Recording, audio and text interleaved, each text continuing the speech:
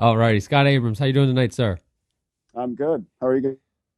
We're doing very well. We're doing very well. Thank you for asking, and thank you for coming on to the show. You were recommended to us by Colonel Causey, and our listeners have heard of him from a couple seasons ago, and his military background. So once he said for us to have you on, we were like, absolutely, let's do it because we love talking with him. So thank you for that.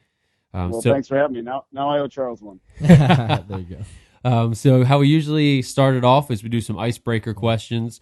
Our questions of terror. So Taylor is going to ask you one, then I'm going to ask you one. It kind of just gets the jitters off, and then we'll get into our interview. Yeah, just Fair enough. get the mind flowing a little bit here. Throwing me under the bus with this first question. Oh, I love putting him on the spot. Never Sorry. have just ready. So I'm gonna go similar to last week, but I think I actually asked Charles Causey this question. I don't think maybe if you could have dinner with anyone from history, dead or alive, who would that be? Oh, that's tough. I'd go Abraham Lincoln. Ooh, good answer. Why, if you don't mind me asking? The guy he was a rebel, right? I mean, Mhm. he stood up for what he believed, and I think he cared more about that than public opinion. And it just happened to be that he was used to do amazing things. That's a good word. I Okay. love that. All And I right. love that you like struggled for a hot second and then had like the most profound answer ready to go. Nice. Okay. And so my question is going to be kind of easy, I guess, in a way. So what is your favorite sport, either to play and or watch, and why? The sport that I probably participated the most in, I was a wrestler all through college. But if I could have picked the sport I was good at, I wanted to be good at football. I just wasn't. So That's Oh, fair. yeah, all right. I liked playing football better. I was a wrestler though. So Nice. Where'd you wrestle at? Augustana in Sioux Falls, South Dakota. As Oh. it turns out, I wasn't a very good wrestler either. It was just, that's the one I was better at. So Okay. Yeah, I wrestled as well. I didn't go to So, college though, so you would have whipped my tail. But it's a good sport. I loved every bit of it because it was that wrestling was that unique sport that was a team, but it was also that individual aspect of it as well. So you had that good mix, hmm. you it know. was. I up until my last match though, I wanted to vomit before I stepped on the mat each time. I never got over being nervous. Really. Yeah, yeah, up until the last match of college. And that last one, it was just like it's it. Like there's no reason to be nervous because this is the last one. Right? Yeah, still got butterflies. Still got the nauseated That's stomach. It was horrible.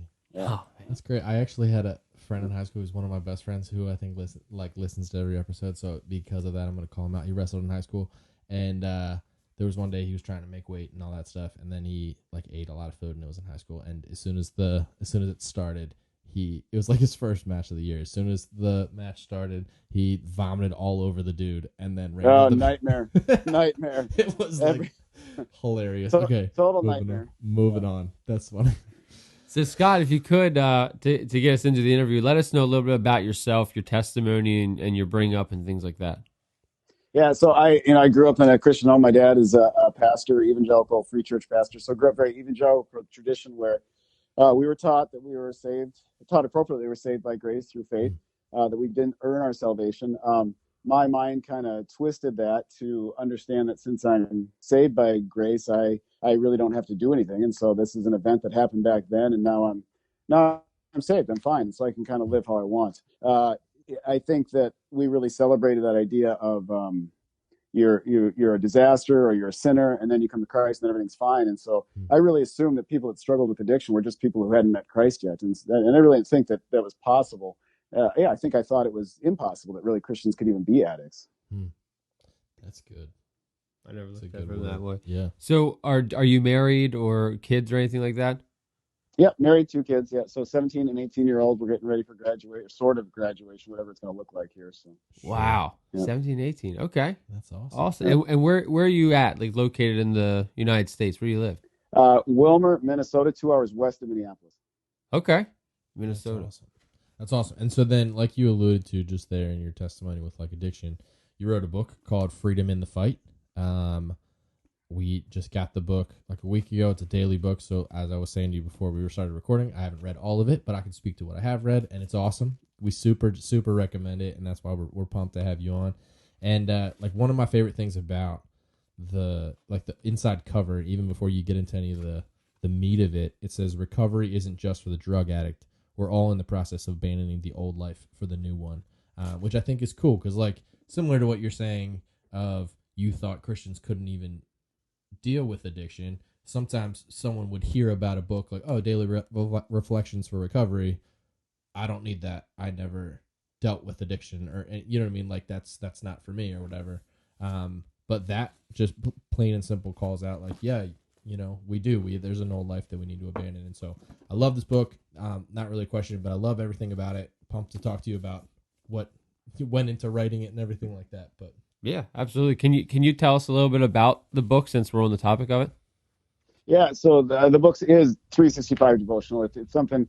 The purpose is something I need to work at daily, and that came out of course, my own struggle, as you mentioned, is drug addiction. But in going through that, my name was in the paper, and everybody knew it. I'm a physician, and so this was sort of a public event, which was horribly painful, of course. But in the end, it was really good for me because now I can talk about it. And once I began talking about it and being a little bit open and honest about it, people kind of came out of the woodwork with their own struggles, and not drugs. I mean, pornography and pride and jealousy and anger and gambling and all these other things that we don't, that you never know. You never know these things, right? So, but everybody's got their struggle, right? And the idea of the book is that the Christian life is not meant to just be something that I did once. It's not just a decision I made way back then. It's a decision I made. I was saved by grace, but now what's my response? And Jesus says, your response is to abandon yourself every day and follow me. And so it's this daily process. And that's what the book is. I don't write as a pastor, certainly, and I don't even write as a physician. I write as somebody who's been in the struggle and somebody who still has some struggles and is still working on those things, because that's the rest of this life, right? Daily abandon yourself to follow Christ. That's what being a disciple is. Absolutely. And how, so on a personal level, how did it feel when you came out that others that, were in the same job field and like they came out and said the exact same thing, like, hey, we are struggling with things as well. How did that make you feel knowing that, not that you led the charge, but in a way you did, you know what I mean? Like, how did you take that? Yeah, so it wasn't really my choice that this was out there, right? I mean, I Right. don't think anybody would. I think what I went through phases of trying to recover, and early on, I mean, I keep everything a secret. Didn't want anybody to know, and that's the problem, right? When we have some sin struggle, you don't want anybody to know about it. We don't, we're terrified. What if people knew what was going on in here? What if people knew what I was doing, in front of the computer or whatever it is, and Right. so we hide that. So once mine was out there to talk about, and people came to me, and it made me realize the power of being honest about our own struggles, right? And so if I'm honest about what I'm struggling with in the right situation, and we shouldn't go up on Sunday morning necessarily in front of church and confess everything. Sure. But if we have our trusted group of friends that we can discuss these things with and say, this is what I'm struggling with, it makes it so much easier for that person to say, I got a struggle too. Wow, because it's not all drug addiction, right? It's not all drugs, but it's the same behaviors. It's the hiding, the lying, the cheating, the stealing, the turning away from God, abandoning our faith. The behaviors are really similar with whatever the addiction is. yeah, absolutely.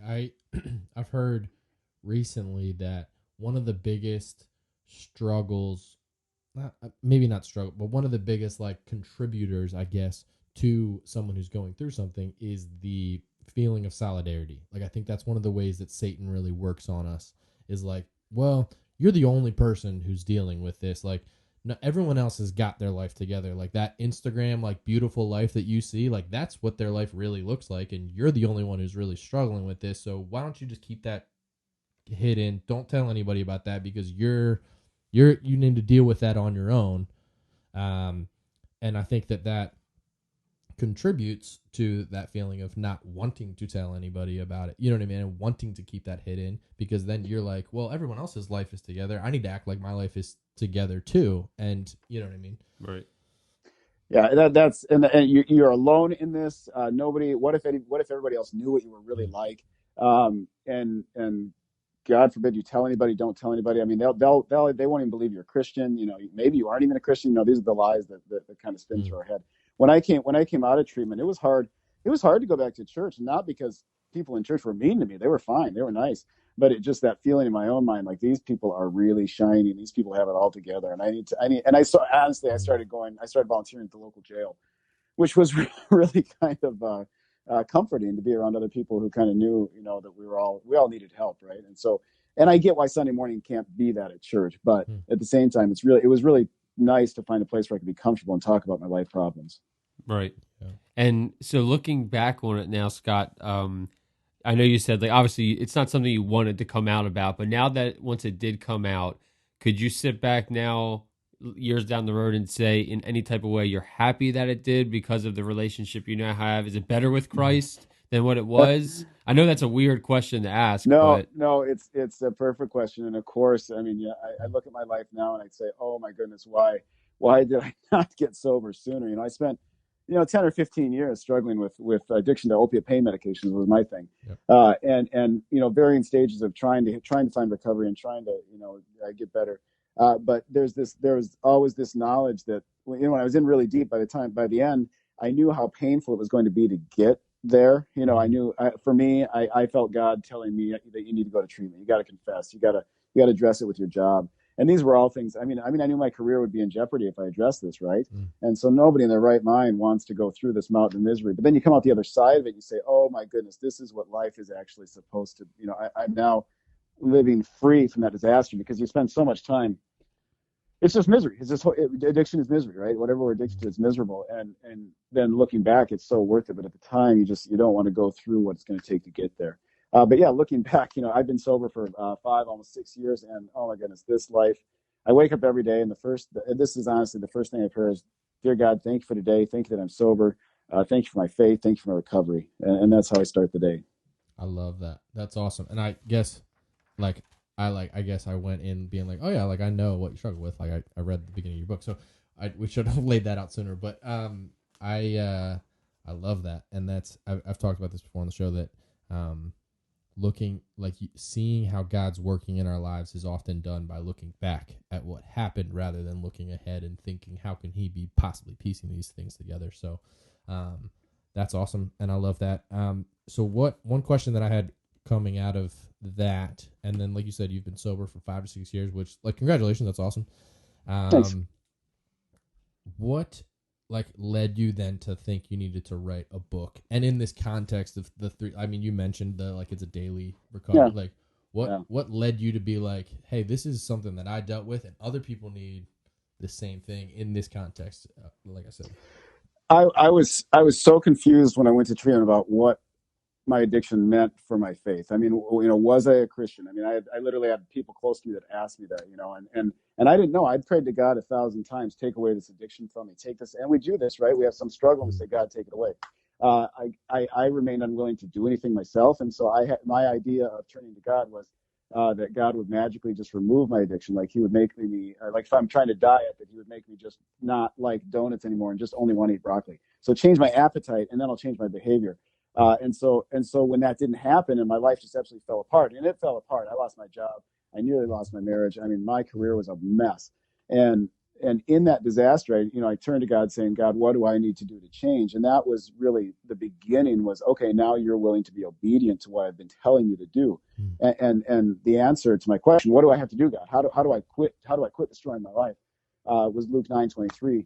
Take up, if anyone wants to be my disciple, take up your cross daily and follow me. And that's the original inspiration for the book, is this daily following of Christ. For me, that turned into getting up an hour early every day and reading, praying, meditating, and I started writing it down. I needed to journal. That's how I process things. That turned into a blog in 2016, which, a year or two later turned into writing this book. And so that's where the book came from, is out of my own personal walk, my own personal need to daily take up my cross and follow Christ. Now, did going through this entire process, was there anybody in particular that was by you throughout it? There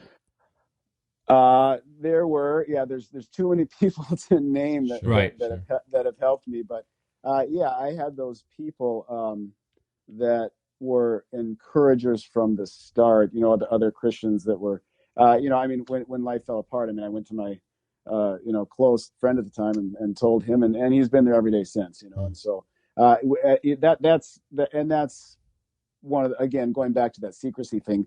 We hide the addiction even from our closest friends, and I'd been lying to him, right? And so my closest friend had been lying to him, so I had to go to him and tell him. But I mean, he's a Christian brother and he's a good guy, and so he's been there every day since. Right. So we need our brothers, and that's one big lesson is you don't do this alone. We all have our own struggle, and for me, I need a close group of men around me. And it particularly needs to be men for me. And so I have my group of trusted friends, and we meet once a week, and that's something that I would not want to try to do this without. That's awesome. I love that, and I mean, obviously, that's the core of what we're about. Like, so I mean, that speaks directly to exactly what we're talking about. I love that so much. Men need men to do this. I mean, this is not something we're meant to do alone, and we're not meant to do it without other brothers. Right. And that, I know that was kind of a broad question. I was like, hey, is there just, anybody? You didn't have to name anybody, but I figured there was somebody in particular that you had that would come up in your head initially that you were like, yep, they were with me throughout the entire thing.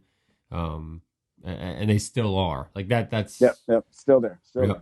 We still meet every week. Yeah, it's been 6 years and we still meet every week. So I love that. And that's huge because, as Taylor alluded to, it's obviously what Brothers of Merit's core is about. Is the accountability, the vulnerability, and meeting and being with those brothers, because that's what makes us stronger. Exactly like you said. So what, I guess I wanted to hit on your wrestling career in a way, because I wanted to ask it in comparison to this 6-year brotherhood you have with this guy, this group that you guys are still meeting every week. Like, do you have anything from your college years that sticks out to you prior to getting into later in life and being in a physician and all, like that just screams brotherhood, or anything that you went through? Yeah, I'd probably go back to football for that. I think that was a better team analogy. You're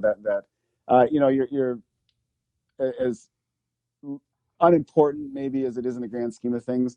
The game was everything at the time, and you're all together fighting this thing, and you're relying on each other, and you're working together.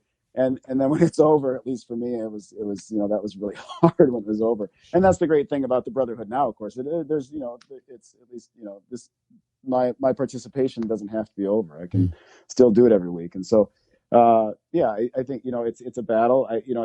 We tend to think that because of grace, we don't necessarily have to work, and we don't earn God's love. We don't earn salvation. But at the same time, what's my response to grace? James says, show me, faith without works, and that's not a real faith, And so life, it's a battle, right? And we need each other in the battle. I love that. I love that so much. That's so good. So Scott, to kind of start to close us out, we always ask everyone our advice, like their advice on brotherhood, like throughout football, wrestling, your career, addiction, recovery, everything. What advice can you give us three and our listeners on brotherhood? We've all got our own struggle.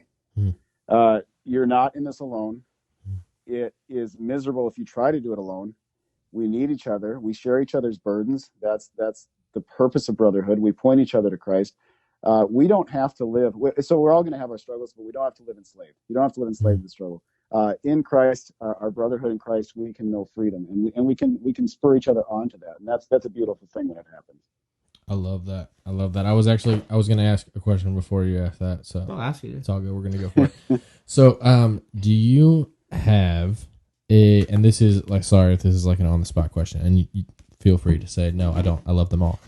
Is there one day out of these that is like, I don't know, just like a nugget that you can look back and be like, at like day whatever maybe not even day 138, but like when I talk about like the flesh versus the spirit, that's the one that hit me the most when I was going through this. Yeah, so I'm glad you said that, because that was going to be my answer. I don't have one, but I have a theme, right? There's this theme. And in my writing, if you read long enough, you'll find that I use donut as my metaphor for my flesh desire. And usually I use broccoli as the metaphor for spirit. It's not a great metaphor, but it works for me. And so, I mean, we tend to think that it's over. That's the lie. I think that the battle's over. We're fine. And eternally we're saved. We're going to heaven. That's fine. But I can pursue my flesh nature here today, and grow destruction tomorrow, or I can pursue my spirit life. I can read, I can pray, I can spend time with Christian brothers, and I can grow my spirit life, and I can go life. And that's the lesson of the book, is that conflict between the flesh and the spirit. The flesh wars against the spirit, and that's something we need to be aware of, and we need to purposely choose daily to live in the spirit. That's so no one entry, but that flesh spirit conflict is probably my favorite theme of the book. I love. Well, what are the odds that I jumped to that? Right. I was going to say That's I appreciate that you picked that out. Thanks. That was a softball. You're welcome. I literally like randomly opened to, I think it was day 138. Yeah. That's awesome. So real quick, while we're like, again, wrapping up, do you mind like plugging where people can find the book, where they can get it, and then where they can find things out, like your blog and everything out about you and things that you're doing? Sure. Thanks. So Freedom in the Fight can be found on Amazon. It can also be purchased from the publisher. Both sites, if you follow the link, it's faithinthestruggle.com is my daily blog. That's where I write daily. That's where the book came from originally. So faithinthestruggle.com, and then Freedom in the Fight is the book on Amazon. Love it. Okay, roger that. We'll attach that to everything on our website and on the show description, so people can just click it and all. So, Scott, thank you for coming on tonight. Thank you for your time, and thanks for just sharing your testimony and your background with our listeners and the advice that you have. We really appreciate it. Thanks for having me, guys. I really appreciate it. Yes, Absolutely. sir. Take it easy, Scott. Thank you.